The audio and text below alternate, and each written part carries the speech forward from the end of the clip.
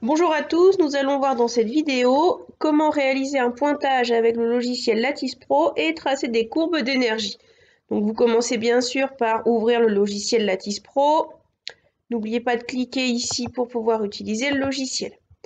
Donc pour faire un pointage vidéo, il faut cliquer sur ici la 5e icône, lecture de séquence à vie.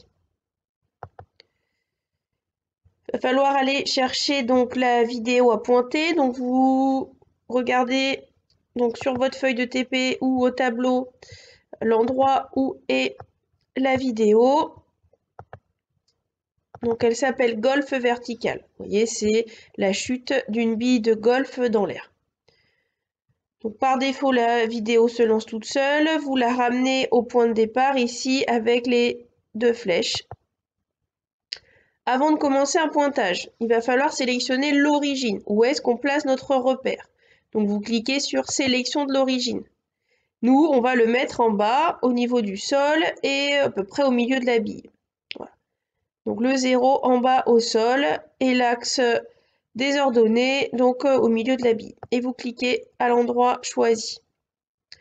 Ensuite, il va falloir donner l'échelle au logiciel. Donc là, vous avez la grande règle de physique qui mesure 1 mètre. Donc on clique, on descend jusqu'au bas de la règle et on reclique et on rentre 1 mètre. Donc là, les réglages sont faits. Vérifiez bien le sens des axes. Donc du bas vers le haut et de la gauche vers la droite. Et après, vous pouvez faire sélection manuelle des points. Donc nous allons sélectionner le mouvement de la balle de golf. Donc vous cliquez au centre de la balle de golf sur chaque image. Vous pouvez bien sûr utiliser l'outil Loop. Donc vous continuez le pointage jusqu'à la dernière image. Voilà, toutes les positions de la balle ont été pointées. Donc on peut ici fermer donc la séquence vidéo et regarder nos données. Pour ça, il faut aller ici sur la petite courbe verte. Donc le logiciel a retenu donc le mouvement suivant l'axe X en fonction du temps et le mouvement sur l'axe Y en fonction du temps. La chute étant verticale, seul le mouvement sur Y va nous intéresser. On va devoir mettre toutes ces valeurs dans un tableau. Donc vous allez cliquer ici sur l'icône tableur, sur la 6e image. Sur la 6e image, tout à fait. Donc vous cliquez sur mouvement Y, vous maintenez et vous allez dans la première colonne. On a besoin du temps, donc vous cliquez juste sur temps et vous amenez dans la deuxième colonne. Si comme moi, vous avez une ligne vide ici en 2, vous cliquez sur la ligne, vous faites clic droit et vous supprimez cette ligne. Supprimer ligne. On veut vraiment supprimer, oui. Voilà. Alors maintenant, il va falloir créer les variables qui nous sont indispensables pour cette étude sur l'énergie. Alors, donc variable, nouvelle variable, on a besoin de l'énergie cinétique. Son unité, c'est le joule. Vous pensez bien à mettre des croix. OK. L'énergie cinétique, c'est 1/2 de la masse fois la vitesse au carré. Donc il va falloir aussi qu'on ait la vitesse. Donc on va rentrer comme variable la vitesse. Donc variable, nouvelle, vitesse, petit v, l'unité, vous la connaissez, mètres par seconde. Pareil, on prend des croix, OK.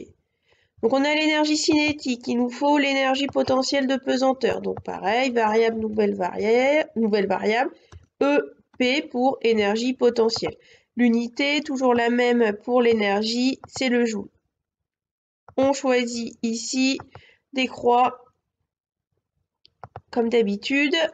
Et il nous manque maintenant plus que l'énergie mécanique, donc variable, nouvelle variable. L'énergie mécanique EM, son unité c'est aussi le joule. Voilà, ok.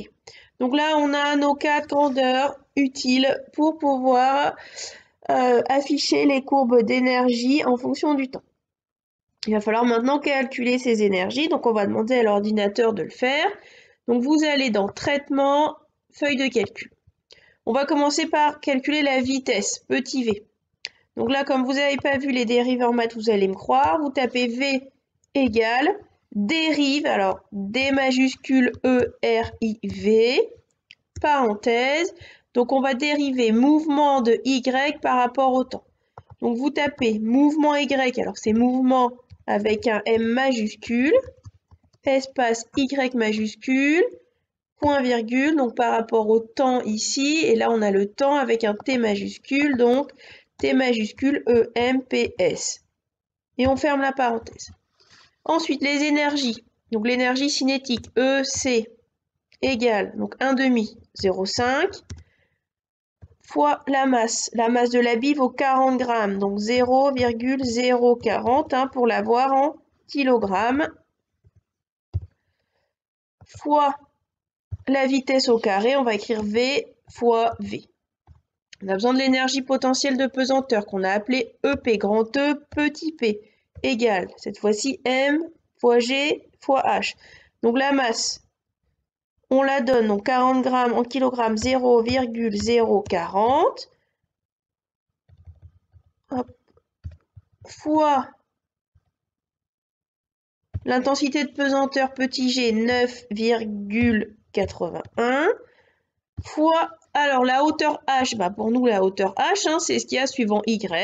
Donc on réécrit mouvement y, m majuscule, espace y majuscule, et enfin l'énergie mécanique qui vaut l'énergie cinétique plus l'énergie potentielle. Et ensuite, on fait le calcul. Donc si tout va bien, ici vous avez que des nombres qui s'affichent. Et si vous regardez le tableau, toutes les colonnes sont remplies. Vous pouvez fermer la feuille de calcul. Toutes les colonnes ici du tableau sont remplies. On va maintenant pouvoir donc tracer les courbes. Donc on ferme le tableur, on va sur graphique. Donc nous, qu'est-ce qu'on veut? On veut l'énergie cinétique. Donc on clique sur EC, on maintient et on place donc ici à gauche de l'axe des ordonnées, EC. On veut l'énergie potentielle, donc pareil, on clique, on maintient à gauche de l'axe des ordonnées, EP. Et on veut l'énergie mécanique, on clique, on maintient et on met sur l'axe, donc à gauche de l'axe des ordonnées. En fonction du temps, donc là je vais cliquer sur fonction temps, uniquement sur fonction temps, et je l'amène en dessous de l'axe des abscisses. Voilà, j'ai ici donc mes courbes d'énergie. On va remettre l'énergie mécanique en croix. Voilà, ok. Et donc vous avez les courbes qui s'affichent, l'énergie cinétique ici, l'énergie potentielle et l'énergie mécanique. Vous pouvez maintenant donc répondre à toutes les questions sur le TP